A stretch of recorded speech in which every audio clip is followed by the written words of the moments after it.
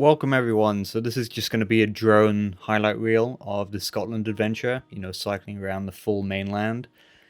I thought I'd put it together because, I had so much drone footage and it was kind of few and far between clips in the actual video. And, Scotland is just absolutely beautiful. So going back over the stats of the adventure, I did over 29 days cycling a loop around the mainland on a 40-kilogram bike, and I covered 1,690 kilometers and just around 15,300 meters of elevation. I spent 24 nights in a tent, and the other 4 nights I spent in hostels and hotels. 2 nights in a hostel, and then 2 nights in hotels. Accommodation in Scotland is pretty expensive, so I just limited it as much as possible. And, wild camping is legal, so I just made the most of that. So a question I had before was why Scotland, and I picked it for the same reason as I did Italy. They're both places of my heritage, and both beautiful places that I haven't really seen much of at all. I'd only been to Edinburgh and Aberdeen, and that was pretty much it. And you hear so much about the Highlands, about the North Coast 500, and just other small cities and stuff in the lowlands as well. And I just wanted to experience it and just had that freedom to just travel around. And Scotland is closer to home than Italy, so it was a bit easier doing that. In terms of the conditions, Scotland's pretty notorious for just being grey, a lot of rain, and also in the summer having a lot of midges in the Highlands. And, it pretty much all rung true. The weather got a lot worse when I entered the Highlands, even though, I did this in July and August in the summer. And summer wasn't to be seen, to be honest. Rain every day pretty much when I got to the Highlands. It was like a light mist, so it was more like hanging in the air, and then you cycle into it and you get wet that way. It wasn't really like heavy rain droplets that you get, let's say, in like South America or Southeast Asia and hotter countries. As for midges, they're pretty nasty, pretty annoying, but nowhere near as bad as mosquitoes. That's kind of like a small win there, but as soon as, when a mosquito bites you, you don't really feel it, and then, it swells up, it gets very itchy. But when a midge bites you, you feel it instantly, and it depends on kind of like your reaction to it. It depends on your body, and I think people say your blood type, but I didn't really respond badly to them. For me, it was basically just a red circle on the skin, and it wasn't itchy afterwards. Some people, it swells up and it gets very itchy, so it could be annoying for them. And I also did this adventure when Storm Floris hit the UK, and winds were getting up to 90 miles per hour. There was a lot of trees ripping out the ground. It was on my mind when I was cycling and camping. If I set up next to some big trees, I was like, this tree's been here for like 100 years, but it would be my luck that it falls over on the day that I camp here, and it's just over. So the best camp I had, it was in Glencoe, and it was at a famous spot that I didn't really realize at the time, by the White House, and you just got this backdrop of these amazing Munros behind it. Very beautiful to camp there. Of course, the midges came out. I was in my full waterproofs and my head net as well, but it didn't take away from the beauty of the scenery there. It was, spectacular.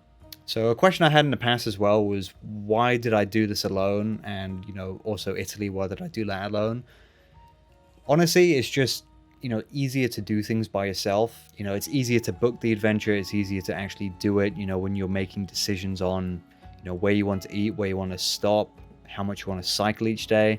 It's a lot easier when you're the only person dealing with that. Whereas, you have expectations with other people. Maybe they're not as prepared as you or ready to be in nasty situations. But I will tell you, if you have someone with the same abilities as you and, the same mindset, it is almost always better to have that person around, just because it just makes the time a bit more fun, and the adverse bits go by a bit faster and they're funny in the moment. Because if you're having a bad time, you can kind of just joke and laugh about it, and it makes cycling go so much quicker when you're with someone else. You don't slack, you're speaking, and you can kind of just pass the time that way. When you're alone, there's a lot of kind of just silent time, and I didn't bring any music or any podcasts or any stuff like that. I like to just kind of have my ears about me and stuff like that, be able to hear what's going on. So some of that did get kind of boring, but when the scenery is performing and there's some amazing sights out there, it is fun. So for my favorite area of Scotland, everyone talks about the Highlands. They're the most famous, they're the most kind of touristic spots, and it is amazing out there. There's some beautiful sights. You know, it's vast, green, and just empty. And you can just see these massive Munros. The Highlands are beautiful, but the problem I had with it was there's only really one access route through most of the areas. You know, with Glencoe, for example, it's just the one road. And everyone's on there, cars, motorbikes, camper vans, barely any cyclists. You know, I didn't really see any. And it kind of takes away from it, to be honest. I kind of like to be alone in like back roads somewhere where you're kind of like discovering stuff. You know, when I was in the lowlands, kind of like between Melrose and Dumfries, that was probably one of my favorite moments, just because it's full of like forests, fields, and kind of like rolling hills where you don't really know what's around the corner, and you can stumble upon like this cool looking castle there. And you know, you just kind of had the time to take things in. Whereas, you know, in the Highlands, especially if you're on the bike, you're just kind of on the road and there's beautiful scenes around you, but you can't really stop because there's like some camper van doing 17 miles per hour next to you. And if you do stop, you know, you just need to get back on the road again. There's no like alternative routes unless you're walking or you got like a mountain bike and you're going over those as well. Not really suitable for bike packing with 40 kilograms. So yeah, that's my only gripe. I'd say if you're doing the Highlands, you know, definitely driving is probably a better way to see that. But, you know, the reason I did the bike travel was because I wanted a challenge. I wanted something that would, you know, test me, because driving is a bit too easy for someone like that. I just kind of like wanted a fitness goal in a way with everything. And finishing off, the best coffee I had, it was in a place called Melrose in a cafe called 12 Triangles. And I had an oat cappuccino, I think. And yeah, that was really good.